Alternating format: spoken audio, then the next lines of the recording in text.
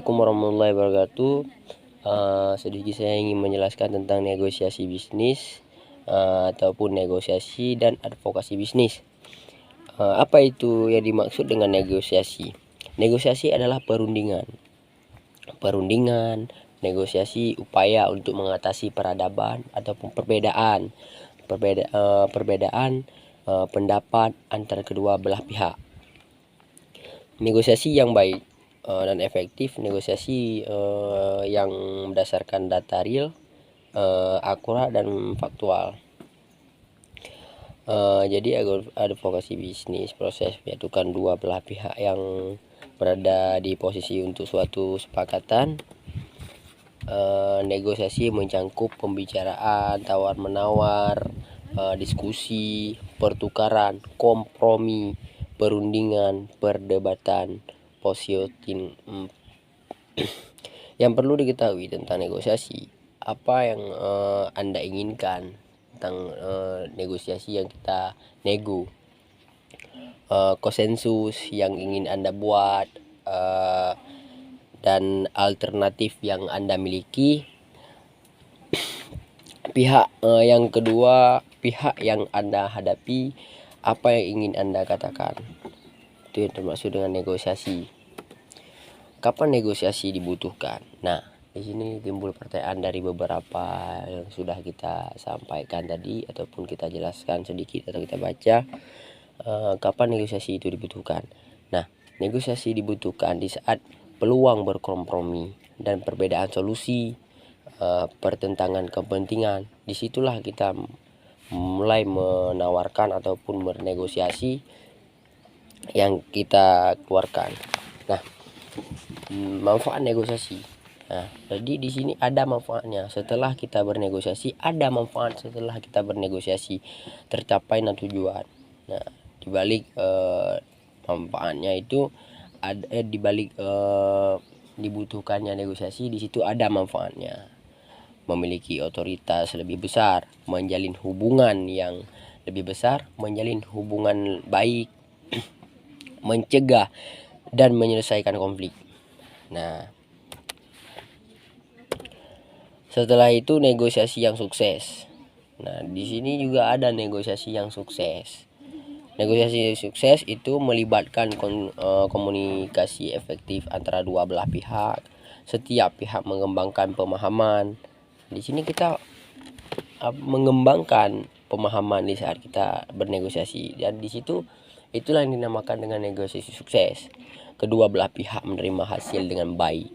Nah, itu adalah negosiasi yang sukses. Negosiasi konvensional. Negosiasi konvensional itu ada tercakup ataupun terlibat dengan discrimination, fokus pada kemenangan. Nah, kita harus fokus terhadap apa yang kita negosiasi. Itu yang dimaksud dengan fokus pada kemenangan. Nah, yang kedua itu bertahan keras pada posisi masing-masing. Nah, kita harus bertahan di posisi masing-masing apa yang kita negosiasikan. Mencari kompromi berdasarkan kehendak sendiri.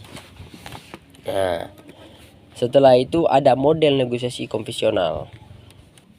Nah, di sini ada juga negosiasi yang efektif, harus mampu memisahkan perasaan pribadi dengan masalah yang akan dihadapi dalam negosiasi.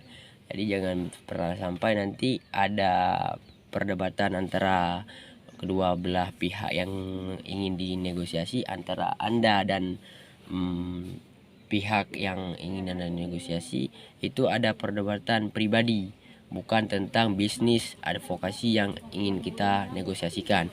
Dan jangan terjebak perdebatan posisi. Anda sebagai manajemen, saya sebagai Anda sebagai manajer, Anda sebagai manajer, saya di sini direktur. Jangan pernah membawa masalah pribadi. Buat beberapa alternatif sebelum membuat keputusan. Sepakat harus berdasarkan kriteria objektif. Profil profil negosiator. Konektor.